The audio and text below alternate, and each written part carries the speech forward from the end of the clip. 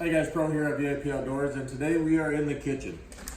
We are post deer and elk season, and what we have today is a back strap. What we're going to do with that back strap is a little bit different. It might be new to a lot of people in the outdoor hunting world and fishing world for that matter, but we're going to sous vide this back strap and then we're going to reverse sear it. So if you take a look at this back strap here, what we have is kind of the part of the back strap that comes out towards the hind end of the animal. You can still see we have silver skin on there. What I'm going to do is I'm going to trim that up just a little bit. Probably going to cut this in 2 sections.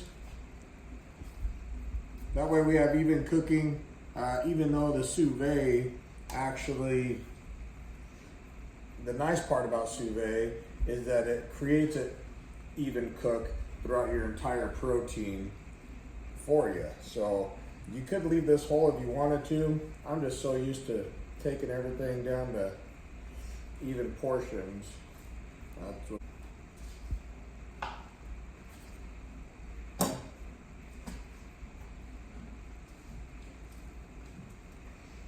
Alright, as you can see, I got those nice and cleaned up, but if you look here, you still have a certain amount of moisture that's in that venison because it's been in the freezer. So what I do is I take a paper towel and dry that out and try to get as much of that unnecessary moisture out of there, or actually that water moisture, not the moisture of the protein itself, but the actual water.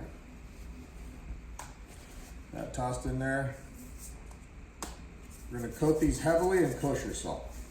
Nothing more, nothing less. You can season these up. You can put a lot of different things in that bag before you sous vide it, but simple is sometimes better. Now with sous vide, what sous vide is, it's actually a French style of cooking. And what we're gonna do is we're gonna vacuum pack this protein, in this case our back strap, and we're gonna submerge it in water. When we submerge it in water, we're gonna set a temperature, and that sous vide machine is gonna keep water flowing around our protein until we hit our desired internal temperature. So keeping that in mind, when I vacuum pack these back straps, I wanna make sure I have a little bit of separation between them. That way, as the water's going, it cooks all the perimeters evenly. Alright, so we got it in the vacuum pack bag. Now we're going to take it to the vacuum sealer. There are certain bags that you want to use for sous viding, so make sure you get the right ones.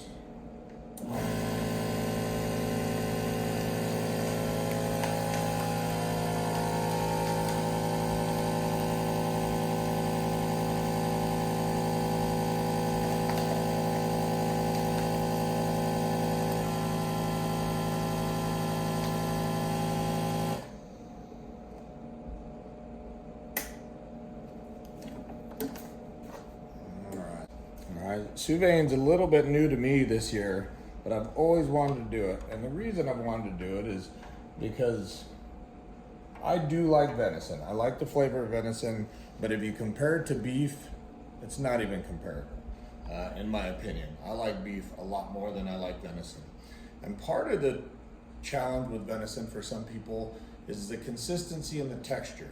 Even a back strap, especially you get these older bucks, are gonna be a little bit tougher. It doesn't matter if you just sear them real hot on the outside or however you cook them. But at the end of the day, it's a tougher, chewier piece of meat. So with the sous vide machine, what it does is it brings it up to temperature really slow and it breaks down those proteins, therefore giving you a more tender finished product on a lesser grade of meat. And when I say lesser grade, all I mean is less fat content. So now what I'm gonna do is I'm gonna take this guy, you have this grate, and you slide your protein down in between there. You gotta make sure your protein's submerged, just like that. And I have a little paper clip, like this. And you could actually, they make clips for this. and that's all you're gonna do. It sets up just like this.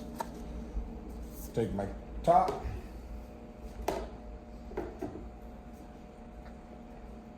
on there, a little bit of a pain, there we go. Slide the lid on there, just like such.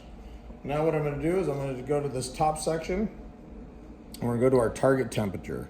I'm gonna bring the target temperature down to 133. And you just push this little play button here. And that starts the machine, it starts a process. Water will start to circulate and slowly warm up. And again, bring that protein up to exactly that 133 degree internal temperature throughout the entire protein. So we'll just let her hang out for now. That's another nice thing about this process, is that I feel like when you're cooking a steak, it's a bit of a process, and then you got to take it out, you got to let it de-thaw, if you dry brine it, whatever it is, right? With this, you could set this in the middle of the day, maybe on your lunch hour, take off for business on the back half of the day. By the time you get out, you're going to take this out, hit the frying pan real hot or barbecue, and you're done. So it's nice. It's almost a slow cooker way of cooking. We have had our back strap in the sous vide machine for 4 hours, and I counted that 4 hours once our temperature got up to 133. So you could leave it in there for a shorter period of time, but with venison, I wanted those proteins to break down a little bit and therefore tenderize our meat. So now what we're gonna do is just go ahead and shut this off. Take the lid off, be careful, there's a little bit of steam. Roll the lid back so all that extra water tips back in there. And now we're gonna remove our back straps. All right, then we're into the cutting board. Now take a look at these. When you cut this package open, I'll be the first to admit, these do not look very appetizing. They're gonna be like a boiled piece of meat. And essentially that's kind of what it is. But what that's done is the entire piece of meat now has the internal temperature of 133 degrees. So what I'm going to do is pat them dry,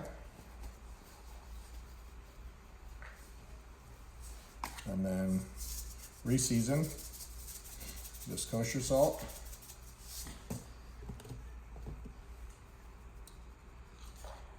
garlic, both sides,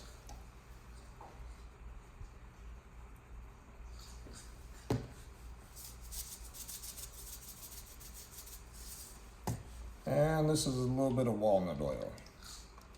You want to use a high temp oil, and an oil that doesn't have a lot of flavor, like walnut, almond, avocado oil, just a really mild flavored oil for this. All right, so literally freezing out today. We got blocks of ice everywhere. I got my cast iron pan. I always start it upside down like this so it gets nice and hot. Turn it over.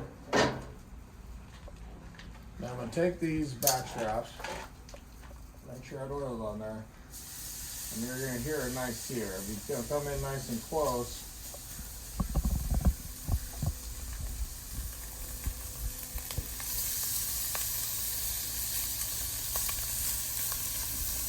you could hear it going. I'm gonna go ahead and close this just because it is so cold outside. And I'm gonna give it a couple minutes on each side, not very long at all.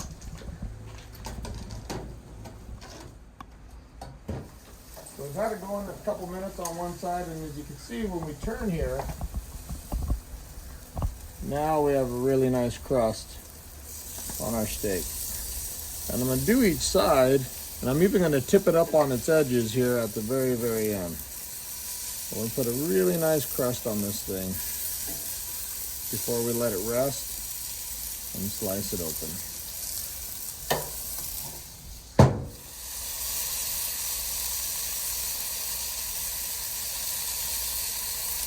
Okay.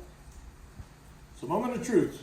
We got her off got our back straps, I should say, off of our cast iron pan. Now what we're gonna do is we're gonna go ahead and slice her open right in the middle. after I let it rest for about 5 minutes. That's about perfect. Here's the difference between sous vide and a lot of different styles of cooking.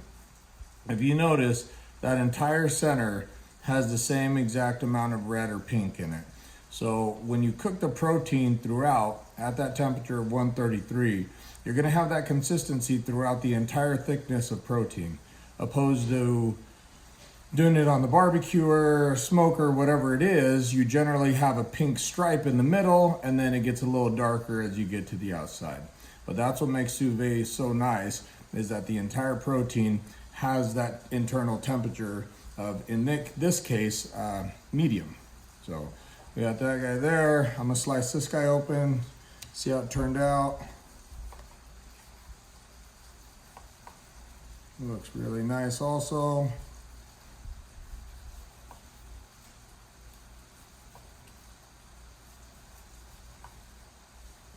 Now what I'm gonna do for presentation, I'm gonna butterfly that open a little bit. Got a couple there, a couple torch. And this winter from the garden, we had shishito peppers. So what I did is I took those shishito peppers and I grilled them.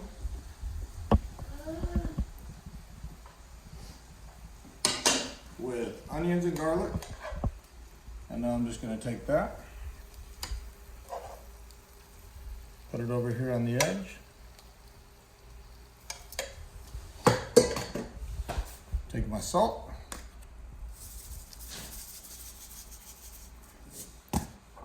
Fresh ground pepper.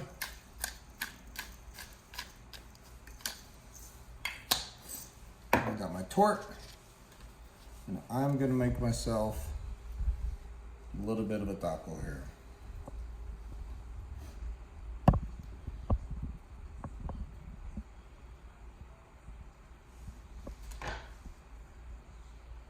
And that, guys, is how you sous vide and reverse sear a venison backstrap.